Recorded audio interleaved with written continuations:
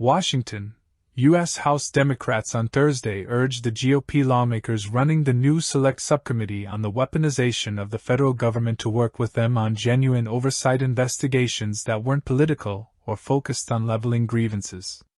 Maryland Democratic Representative Jamie Raskin said during the panel's first hearing that the subcommittee could conceivably become part of a proud history of serious bipartisan oversight stretching from the Teapot Dome investigation to the Boeing investigation to the Watergate hearings to the tobacco hearings to the Select Committee on the January 6th attack. Or it could take oversight down a very dark alley filled with conspiracy theories and disinformation, a place where facts are the enemy and partisan destruction is the overriding goal. Raskin added. Chairman Jim Jordan, an Ohio Republican, shared few details about exactly where the panel will focus its efforts during the 118th Congress. But he did mention the Federal Bureau of Investigation, the Bureau of Alcohol, Tobacco, Firearms and Explosives, and the Internal Revenue Services as federal agencies likely to get put under the panel's microscope. He also said the committee would ultimately release a bill to address its concerns. Over the course of our work in this committee, we expect to hear from government officials and experts, like we have here today, Jordan said. We expect to hear from Americans who have been targeted by their government, we expect to hear from people in the media, and we expect to hear from the FBI agents who came forward as whistleblowers. Jordan added. We think many of them will sit for transcribed interviews as one did on Tuesday, and we believe several of them will testify in open hearings. Grassley and Johnson testify. The first panel to testify in front of the subcommittee included Iowa GOP Senator Chuck Grassley, Wisconsin Republican Senator Ron Johnson, Raskin and former Hawaii Representative Tulsi Gabbard. Grassley and Johnson both spoke about the investigations they've led into the finances and business dealings of Hunter Biden, President Joe Biden's son, as well as how the Justice Department handled the Mueller investigation into Russian interference in the 2016 presidential election. It's clear to me that the Justice Department and the FBI are suffering from a political infection that, if it's not defeated, will cause the American people no longer to trust these storied institutions, Grassley said. It will also threaten the American way of life.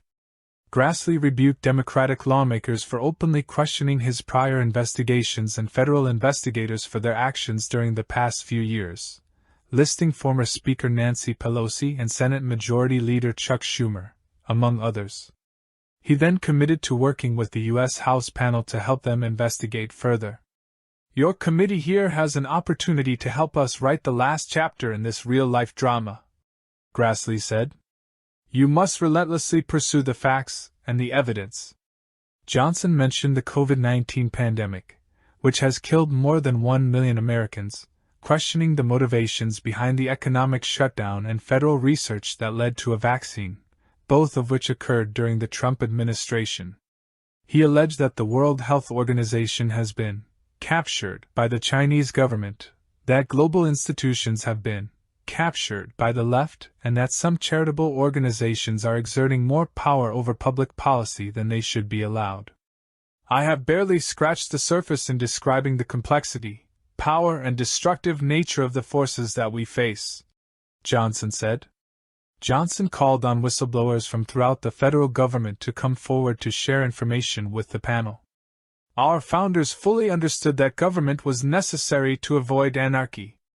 But they also knew that government power was something to fear, he said. That's why they devised a set of checks and balances to limit government power and influence over our lives. Following his Republican colleagues' assertions of Democratic weaponization of the federal government, Maryland's Raskin read off a list of actions undertaken by the Trump administration, which he argued were prime examples of the weaponization of the Justice Department. Raskin pressed the panel to work in a bipartisan manner, arguing that oversight must be organized around a comprehensive search for the truth, not around revenge. It's one thing to engage in systematic oversight driven by a commitment to facts and the truth, Raskin added. and something radically different to set up a platform for a series of hit-and-run partisan attacks that are just vindictive and debt-driven and meant to frame up a presidential campaign in 2024.